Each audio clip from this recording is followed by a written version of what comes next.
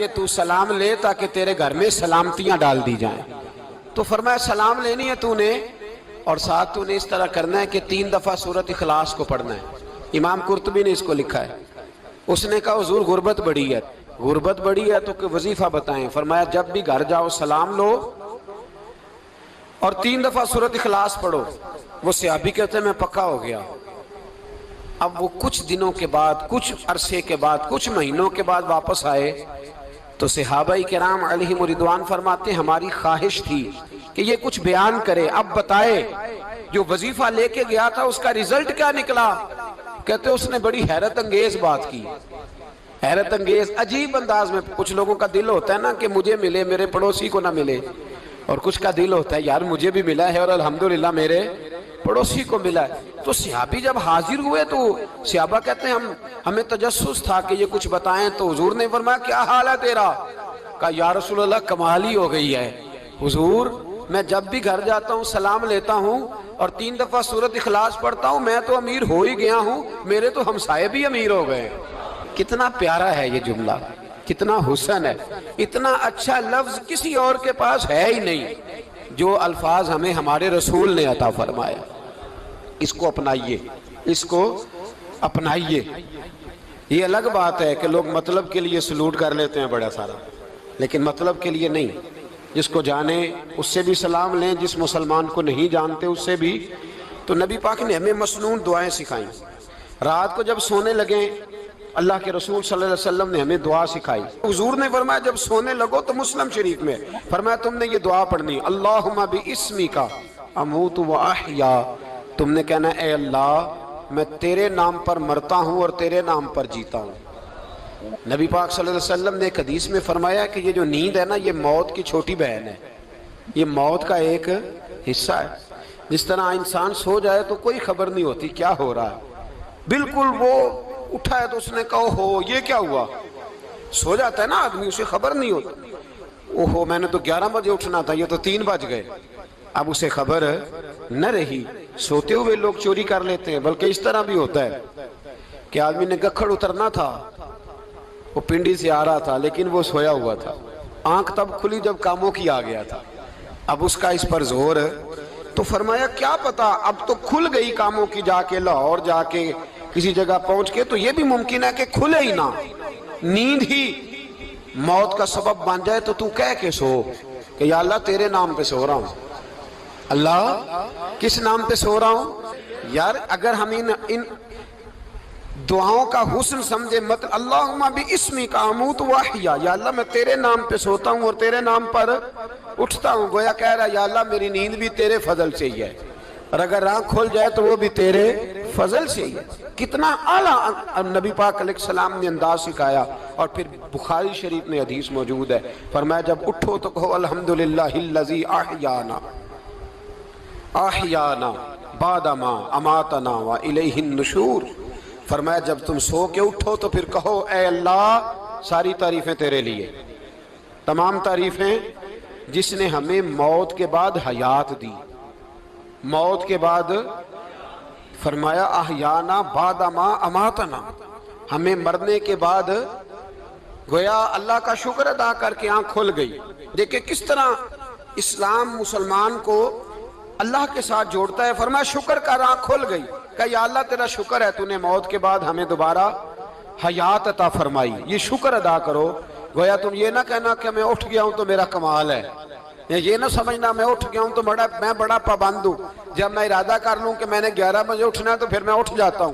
یہ نہ کہنا کہ یہ الارم بڑا اچھا ہے، یہ مجھے اٹھا لیتا ہے. ذہن کے اندر خیال کر کہ نیند تو موت کی طرح تھی، یہ جو میں اٹھ گیا ہوں تو اپنے رب کے فضل سے اٹھا ہوں. جو میں اٹھ گیا ہوں، جو ابھی اٹھے ہیں وہ تو بول دینا کم از کم کہ میں اپنے رب کے فضل سے اٹھ گیا. تو دعا سکھائی. پھر دیکھیے نبی پاک صلی اللہ علیہ وسلم نے فرمایا جب تم بیت الخلاء میں جاتے ہو نا، واش روم میں جاتے ہو تو گندی چیزیں ہوتی ہیں وہاں، شیطان ہوتے ہیں، جنات ہوتے ہیں، یہ گندگی پہ ہوتے ہیں. جب تم واش روم جاؤ، بیت الخلاء جائے تب بھی دعا مانگو. کیا دعا مانگو؟ وہ دعا بھی نبی پاک صلی اللہ علیہ وسلم نے ہمیں تعلیم فرمائی اور بخاری میں ہے. کہا پڑھا کرو اللہم انی اعوذ بک من الخبث والخبائث، کہو اے اللہ ناپاک چیزوں سے میں تیری پناہ مانگتا ہوں، وہ نر ہوں یا مادہ ہوں۔ اللہ میں تیری پناہ مانگتا ہوں۔ واش روم کے اندر بہت ساری بری چیزیں ہوتی ہیں، جوان میری بات پر توجہ فرمائیں، وہاں بہت ساری گندی چیزیں ہوتی ہیں۔ انسان کئی دفعہ واش روم میں جاتا ہے، اسے وسوسے زیادہ آتے ہیں، یہ نوٹ کریں میری بات کو۔ اصل میں نا ہم بات ڈھونڈ رہے ہیں علاج اپنی بیماریوں کا، حالانکہ علاج تو سارا مدینے والے رسول کے پاس موجود ہے، محبوب کے پاس ساری دوائیاں ہیں۔ تو نبی پاک علیہ السلام دیکھیں نا، انسان واش روم میں جاتا ہے اسے وسوسے آتے، برے خیالات آتے، وہ گناہ کی طرف کئی دفعہ مائل ہوتا ہے، تو کہا تو دعا پڑھ کے جا، اللہم انی اعوذ بکا، یا اللہ میں تیری پناہ مانگتا ہوں، من الخبث والخبائث، ہر خبیث اور بری چیز سے میں تیری پناہ مانگتا ہوں، وہ نر ہو یا یار کتنا عظیم دین ہے، کتنا عظیم میرے مصطفیٰ کریم کا وہ والا دین ہے۔ اصل میں اللہ کرے بی اے پاس بچے کو بیت الخلاء کی دعا بھی یاد ہو جائے، ایسے یاد ہو جائے، اور اس کے ماں باپ سمجھ لیں کہ جوان ہو گیا ہے، تو اب ہو سکتا ہے اس کی طرف شیطان حملہ زیادہ کرے، اسے خراب کرنے کی کوشش کرے، تو لہٰذا اسے دعا سکھائی جائے تاکہ اس کو پہلے سے پتا ہو کہ میں نے اس بے ایمان سے بچنا کس طرح سے۔ اب آپ دیکھیے نبی پاک علیہ السلام نے ہمیں دعا سکھائی، مصنف ابن ابی شیبہ میں۔ کون سی دعا؟ واش روم سے نکلنے کی۔ اللہ اکبر، بڑی زبردست دعا ہے، بڑی زبردست۔ آپ یقین کریں اس ایک ایک دعا پر ایک ایک پورا بیان ہو سکتا ہے، ایک ایک۔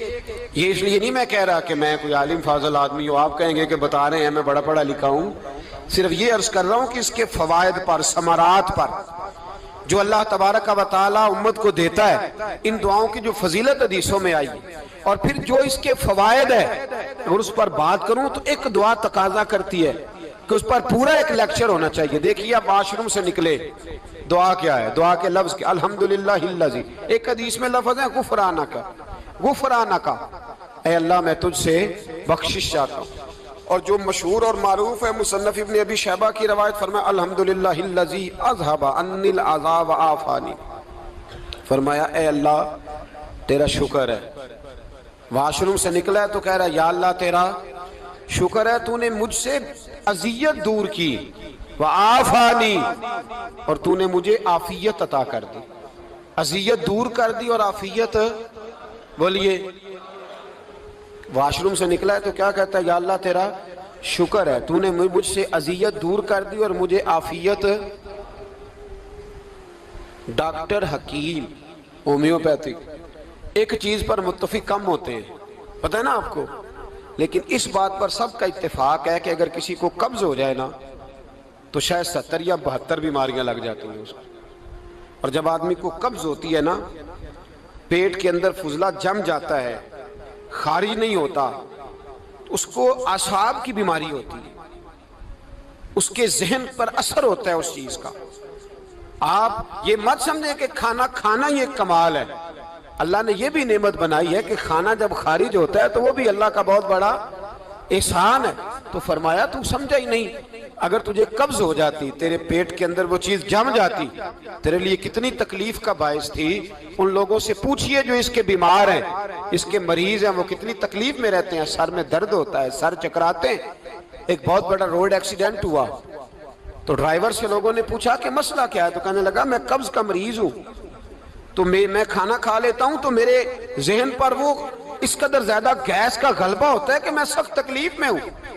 نبی پاک علیہ السلام نے ہمیں سمجھایا اور بتایا کہ سمجھ لو یارو، کھانا کھانے کی نعمت تو اللہ نے تمہیں عطا فرمائی ہے، لیکن کھانا کھانے کے بعد اس کا اخراج بھی اللہ کی بہت بڑی نعمت ہے، تو اللہ کا شکر ادا کرو۔ پھر جب آپ گھر سے